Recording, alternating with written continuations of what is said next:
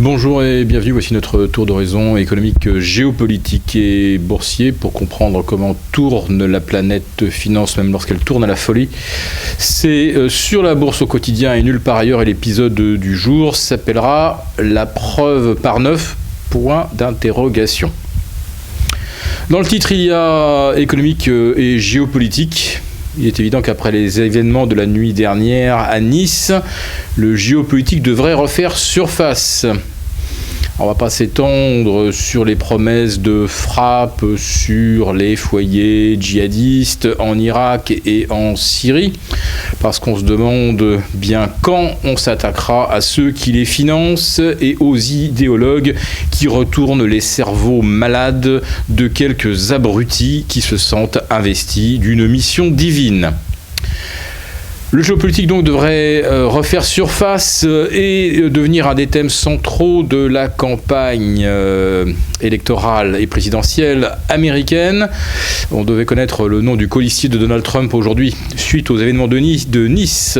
L'annonce est repoussée, à moins que M. Trump décide de prendre comme colistier un anti-islam radical, ce qui n'arrangera rien évidemment aux affaires du monde. Notons aujourd'hui cet aphorisme de Newt Gingrich. C'était un des ex-têtes pensantes de la diplomatie américaine dans les années 80. Eh bien, tous les musulmans croyants, on n'a qu'à les déporter dans le désert. Les rumeurs, en tout cas, font état d'un choix extrêmement, voire ultra conservateur comme colistier de Donald Trump. Quant à l'Europe, eh bien, va-t-elle s'attaquer au financement du terrorisme avec la même efficacité qu'elle s'est attaquée aux oligarques russes qui ne nous ont jamais menacés ni posé la moindre bombe en Europe? Le titre de l'épisode s'appelle « La preuve par 9 ». Oui, ce 15 juillet, c'est la séance des 3 sorcières. Il ne fait donc pas s'étonner que les cours soient tirés, voire arrachés à la hausse sans vergogne depuis le début de la semaine. Même si la toile de fond macroéconomique ne s'y prête guère. On a vu le Japon, par exemple, diviser par 2 ses prévisions de croissance pour l'exercice 2016-2017 et par 3 ses prévisions d'inflation. C'était des prévisions qui dataient d'il y a seulement 6 mois. Arrivé au mois de septembre, est-ce que le Japon prévoira encore qu'il y ait une hausse du PIB? On peut se le demander. En Chine, nous venons d'avoir les chiffres de la croissance, plus 6,7. Des chiffres totalement incroyables, puisque nous avons vu au mois de juin les exportations, les importations se contracter fortement pour le 20e mois consécutif. La Chine achète moins de matières premières, achète moins d'énergie et d'autre côté exporte moins, mais sa croissance, elle reste fixée à 6,7%. Comment le marché peut-il faire semblant d'avaler de telles sornettes ? Eh bien tout simplement parce que pour l'instant le but c'est de faire monter les cours, donc dès qu'on a un prétexte bidon, évidemment on saute dessus.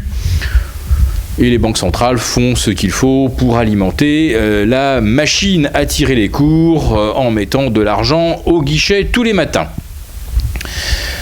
Le titre de l'épisode s'appelle « La preuve par 9 ». Donc nous sommes le 15 juillet 2016. Il y a 9 ans de cela, le 16 juillet 2007, les places européennes, les indices américains inscrivaient un record historique absolu. 9 ans plus tôt, le 17 juillet 1998, le Dow Jones, le S&P, le Nasdaq inscrivaient également un record historique absolu, dans exactement les mêmes circonstances, c'est-à-dire une journée des 3 sorcières. Alors cette journée aurait dû être un porte-bonheur. Il est évident que les événements de Nice font qu'aujourd'hui, la planète finance se dit quand même que notre monde est de moins en moins sécure. Alors quelles conséquences pour la France ? Eh bien probablement un coup de massue sur le tourisme. Les attentats du 13 novembre avaient déjà pratiquement fait disparaître les Japonais de Paris.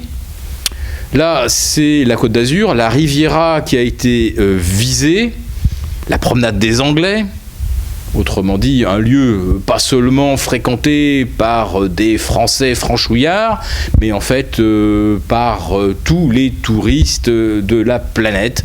Donc le but effectivement, c'est de couler le tourisme français, et l'objectif sera probablement atteint, le président de la République ayant déclaré 3 heures après les événements que c'est toute la France qui est visée et la menace est extrêmement élevée. Alors pour un potentiel touriste étranger, qu'est-ce que j'entends ? Eh bien, j'entends qu'on est susceptible d'exploser, d'être écrasé, égorgé à peu près n'importe où sur le territoire français. Et qu'en plus de ça, eh bien, on est face maintenant à des actes qui sont quelque part assez imparables. Le tourisme français, c'est quand même une source de recettes importante, voire majeure.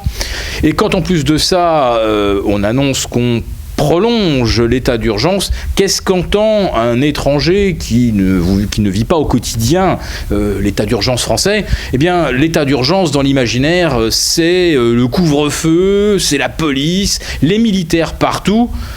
Franchement, quand on cherche à passer de bonnes vacances, on ne choisit pas ce genre de pays.